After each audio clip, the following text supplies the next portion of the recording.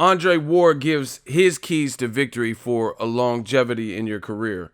Stay tuned.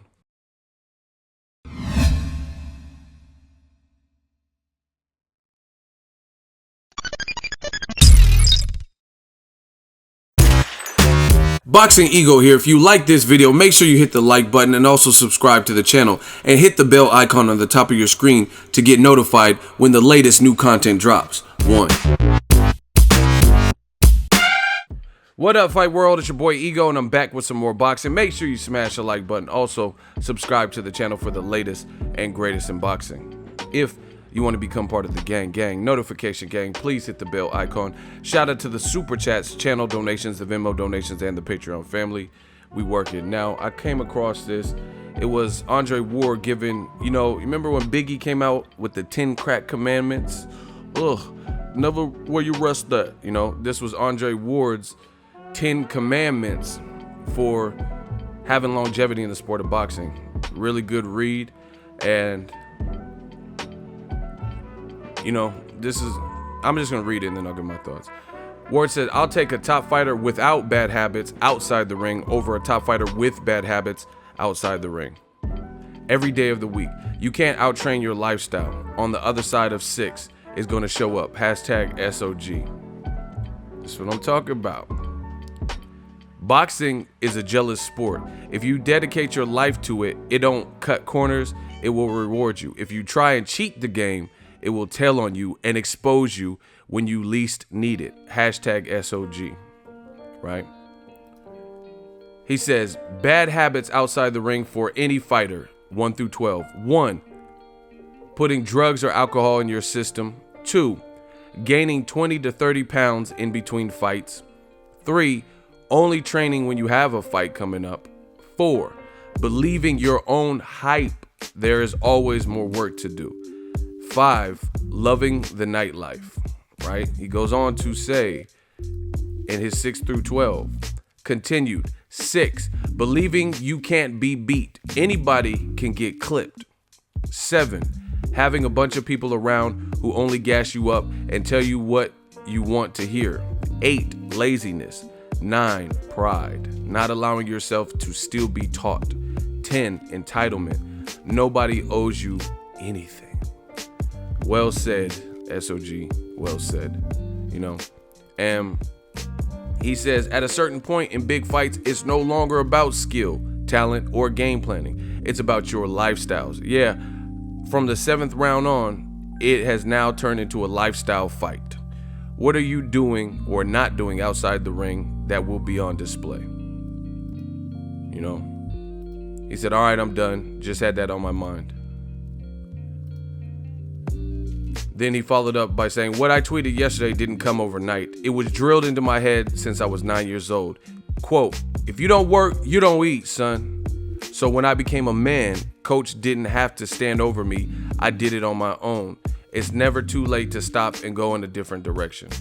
This is what, let me read this part too. Rededicate yourself to your crazy today while you still have time. He meant craft. Okay. I was like, well, dedicate to your crazy. I was like, you missed me there with that one word. Dedicate yourself to your crazy. Like, I didn't get that, but obviously he meant dedicate yourself to your craft. See, that autocorrect be getting, Andre Ward may have a perfect record, but that autocorrect undefeated because I'm doing this live and I'm like, dedicate yourself to your crazy. What is that? But, autocorrect gets us all. Anyway, this is what I respect. It's not just because I'm from the Bay. Actually, because I'm initially, if you really want to, I was born in New Mexico, lived in England, but I've been in the Bay longest. I've been in Northern California the longest. So, that's home to me. My dad was in the military. But it has nothing to do with that, why I've always showed Ward love on my channel, because I think he's a great ambassador to the sport. Eloquent, well-spoken. You can model your career, and I'm not saying be like him, because I don't believe in like plagiarism or copycats. I don't like that, actually. But you can model elements, just like he did. There's no fighter that I know of that just came in the game and they weren't inspired by no one. Julio Cesar Chavez, Sr., Roy Jones, Mike Tyson, Floyd, Ward, you know, I haven't met the fighter. You know, even Lomachenko, as good as he is, he says Roy Jones was his idol. And you can see elements that he's picked up. You know, Sugar Ray Leonard was someone's idol. Roberto Duran, Sugar Shane Mosley, Ray Leonard, Ray Robinson, all those sugars, you know. So you pick and choose little things, and then you mold it mixed in with what you got going on and what you're naturally good at. But this is why I've always respected Andre Ward. You know, just a hell of a speaker and ambassador. Like, I've been in his gym, and this is the thing, and I don't want to make this video too long, but I know he's SOG, but he's literally practices what he preaches. You know, I've heard this secondhand information, people who spar from him, but I've also seen it firsthand. Like, for example, I was in his gym when he was training for Alexander Brand, you know, no biggie. This was like a day or two. So, you know, within 48 hours of the fight being announced to the public, you know, I don't know how much time he knew about it beforehand, but the fight had just come out that was his next opponent pre-Kovalev. And then it was Kovalev, should he get past Alexander Brand. This dude was in the gym for like 2.5 hours, sweating profusely for Alexander Brand, you know. Now, that might not sound like, oh, okay, that's his job, that's what he's supposed to be doing. Duh. But at the end of the day, not everyone does that. Some people underestimate opponent, you know, think, oh, Brand, who the hell is that? You know, he's not a full-fledged light heavyweight, you know, let me underestimate him real quick because I'm focused on the Kovalev fight. And then they mess around and get upset before they get to the Kovalev fight. Ward didn't do that, as you guys seen. You know, he, you know, took it serious like any other fight. So he's actually leading by example and practicing what he preaches. He does live a clean lifestyle. I've seen Ward at several fights. I've never seen him, you know, with a drink in his hand other than like a water, you know, or body armor or whatever, you know, Gatorade or something that he might drink. I've never seen him with any alcohol. You know, I've never did an interview and he was like slurring and seemed intoxicated. And the funny thing is, he's doing his 10 bad habits outside the ring, top 10 commandments list. And when he starts saying the list, this wasn't directed at anyone. You know, he didn't say like, oh, you know, Glass Joe's be doing this. It didn't have nothing to do with any particular fighter, yet we all know who this would apply to. You know, we can think of people who this rule number 7, 8, 9, you know, who this actually affects and applies, who falls under this category and maybe needs to tighten up, you know. And that's the reality of it. That's how you know what he's saying is true, because he didn't say I don't think he did this he's already out the game and successful in the new Creed 2 movie. He got a commentator gig, clean cut, you know, he has opportunities. So I don't think he made this list to put down anybody. I think he did it more so to inspire and let people know that you can change your ways and you got to take this career serious, you know. Even like, let's say Conor McGregor. I like Conor, you know. I think he's a good showman and, you know, good energy, stylish, people like him and stuff like that. But this dude is, I mean, I can't tell you his lifestyle, but what I've seen from pictures and videos, it looks like he's drinking, you know. He's like repping for the Irish and stuff, and he's prideful. He doesn't care, you know. He's just him. He's unapologetic, which is cool. I respect that. But this dude is like at the press conference and then he's like drinking proper 12, unless it's like some Hollywood movie magic and it's really not proper 12, his own alcohol, and he's drinking it at the thing. You know, after Mayweather beat him, he had the whiskey with him, you know, stuff like that. And this is what Ward is talking about. These types of things show up because what have people complained about with Conor McGregor? When the going gets tough, he gets going. You know, does he have the stamina in the second halves of fights, i.e. his boxing fight with Floyd Mayweather? I'm not saying he beats Floyd Mayweather, but he had youth on his side. He had size on his side, you know, things like that. But you're not going to beat Floyd Mayweather when you are beating your body down, you know, with drinking all the time. Like, and see, this is the thing. I'm not trying to sound holier than thou. I personally drink, but at the end of the day, I'm a YouTuber. it doesn't interfere with me, because I can handle my alcohol and I drink socially. I'm not like Nicolas Cage in Leaving Las Vegas. Whoops, just breaking tables because I'm in a drunk stupor. I don't drink like that, so I can handle mine. And again, I'm not competing. Then that would be something I would have to consider if I was in, hand-to-hand combat for a living. I'm a YouTuber, so I could do whatever the hell I want, but this is what I'm saying. Same thing with Ward and Kovalev. Kovalev he's a good fighter. He has the power. People said he had the power advantage, but what happened in them later rounds in both Ward fights, he seemed to fade. And there was rumors that surfaced that Kovalev likes to drink and stuff like that. So, these are things that show up. Them championship rounds will make a man out of you or a woman, in this fight game. And that's going to show when you have to see.